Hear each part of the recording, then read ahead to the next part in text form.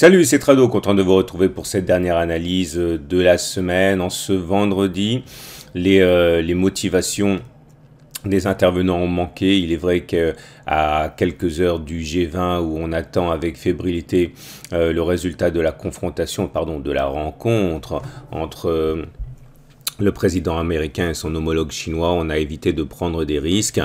Et du coup, c'est une séance quasiment pour rien où on s'adjuge 0,05%, pardon, on abandonne 0,05%.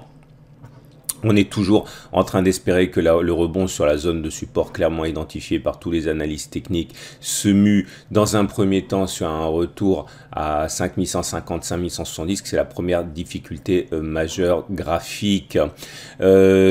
Trop tôt pour parler d'un scénario en double bottom, il faudrait encore casser la ligne de coup ici représentée, matérialisée par ces 5150, 5170, mais en tout cas trop tôt également pour écarter ce scénario. On regarde jusqu'où cette impulsion va nous emmener. Et justement, le problème, il réside dans les petits obstacles intermédiaires, notamment regardez si on applique ici les Fibonacci entre les plus hauts de la jambe de baisse, les plus bas de la jambe de baisse.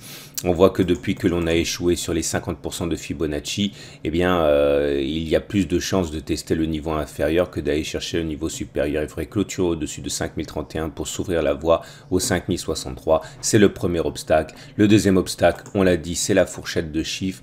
Plus haut, plus bas, plus haut, plus bas, et on a vu que beaucoup de traders suivaient ça puisqu'ils sont allés viser la médiane de la fourchette de chiffres, et par contre depuis il manque du carburant pour aller plus haut.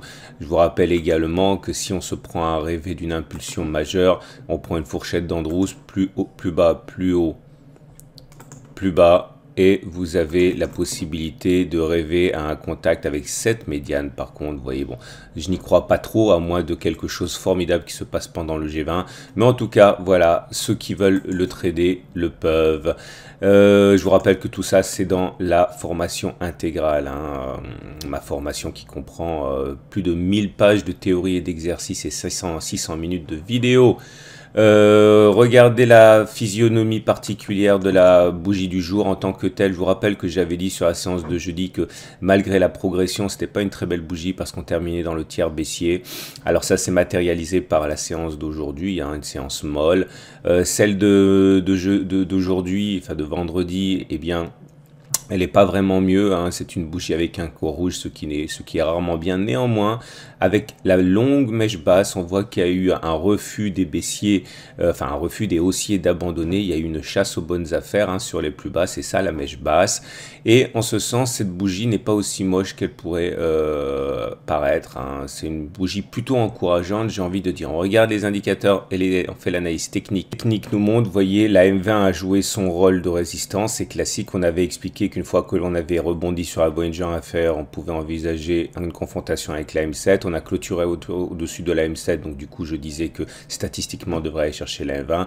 Le problème c'est que la M20 est une résistance, donc du coup on bute dessus. Heureusement la M7 a eu le temps de se retourner à la hausse, donc elle joue un rôle de support solide. Et d'ailleurs vous voyez bien comment la M7 a été rachetée par les opérateurs dans un contexte où on peut s'inquiéter du balai M7 M20. Vous voyez la M20 descend, la M7 monte. On a deux solutions statistiques, soit on fait un croisement haussier faible, ce qui voudrait dire hausse et puis encore baisse, soit on fait un non-croisement baissier faible, c'est-à-dire la M20 qui descend, la M7 qui monte, qui ne croise pas, qui redescend avant de croiser la M20, et ça c'est pas bon. On est bon pour un retest de la zone de support, on suivra ça de près. Pour l'instant c'est prématuré.